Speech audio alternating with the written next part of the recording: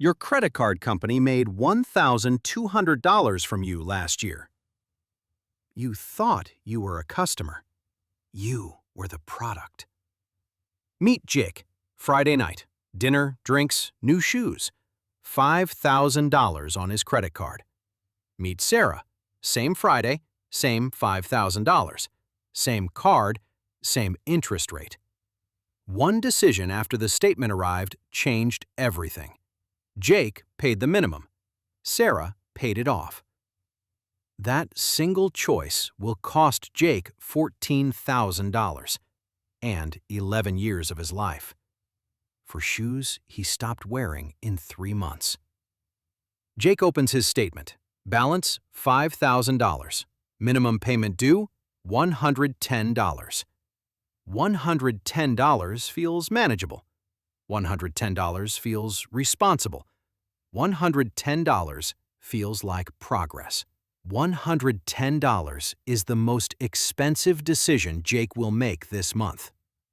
Here's the math they don't show you. Interest rate, 24.99%. That's the average U.S. credit card rate right now. Not a penalty rate, not a bad credit rate, the average.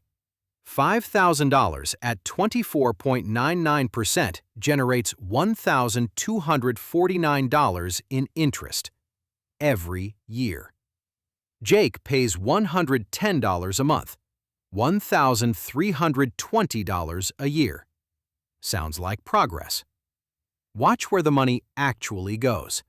$1,249 straight to interest. $71 touches the actual debt. $71. Jake didn't make a payment. Jake bought $71 of progress and gave the bank $1,249 every single month. On repeat. So when does this end? 2026. Jake still owes $4,700. 2028. Jake still owes $4,100. 2030.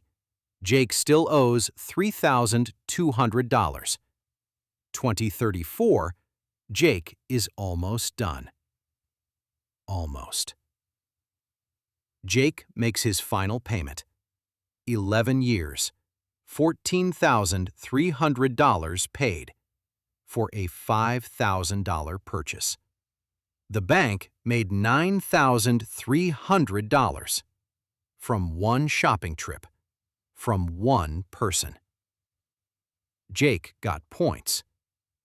He will finish paying for those shoes long after he stopped wearing them, long after he forgot what he bought. The bank never forgets. You think this is an accident? It is not.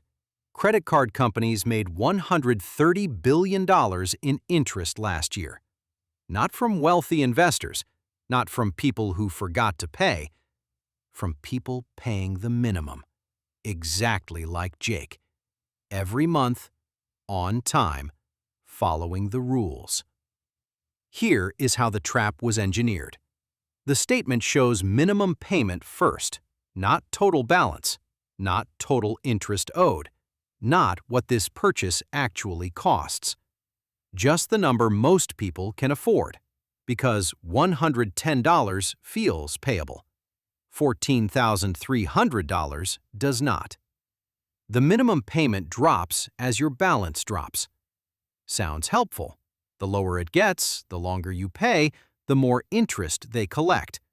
The trap tightens as it appears to loosen. They reward you for spending more. Cashback, points, miles. Average cashback rate, 1.5%. Average interest rate, 24.99%. You earn $75 in points.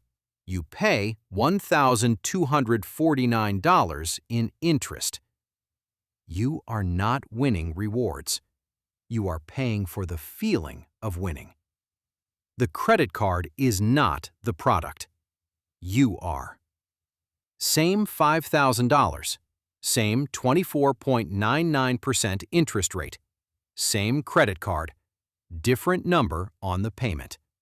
Sarah pays $500 a month, not $110.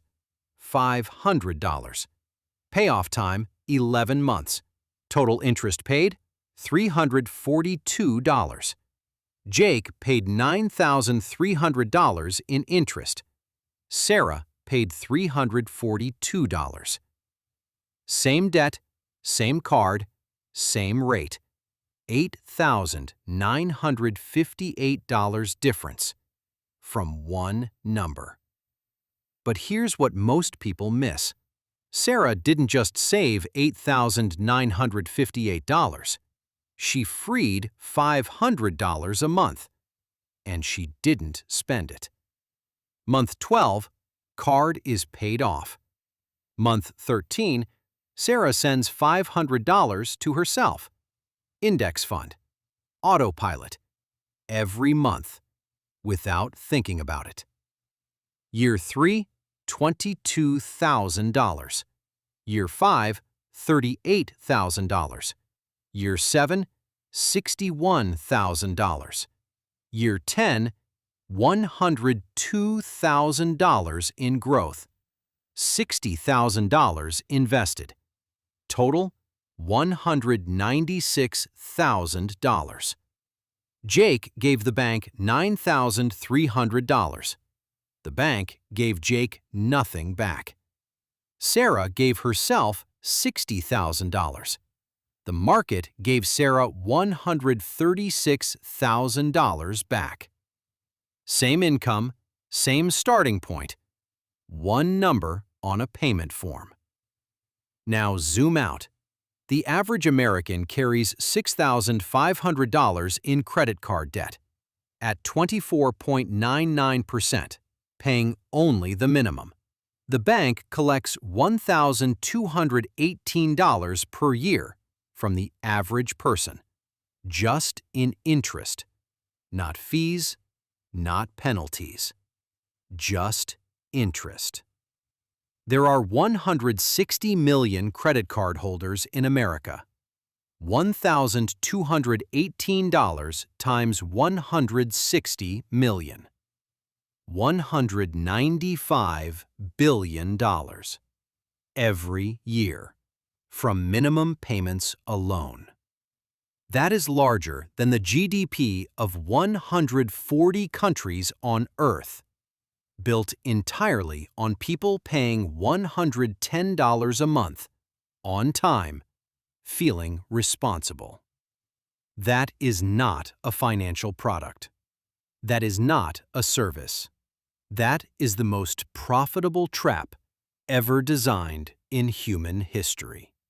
And they named it minimum payment. So how do you get out? 3 rules, non-negotiable. Never pay the minimum, ever. Even $150 instead of $110 cuts Jake's 11 years down to 8. Even $200 cuts it to 5. The number matters more than you think. Avalanche method. List every card by interest rate. Highest rate first. Pay minimum on everything else. Attack the top card with everything extra. Mathematically optimal, not emotionally satisfying. Do it anyway. Never charge what you cannot pay this month, not next month, not when you get paid. This month. If the money is not already in your account, the purchase is not happening. Full stop. Because $5,000 of shoes should not cost you $14,300 and 11 years. Jake paid $14,300 for a $5,000 purchase. It took 11 years. The bank sent him a rewards email. He felt like a valued customer. Sarah paid $5,342.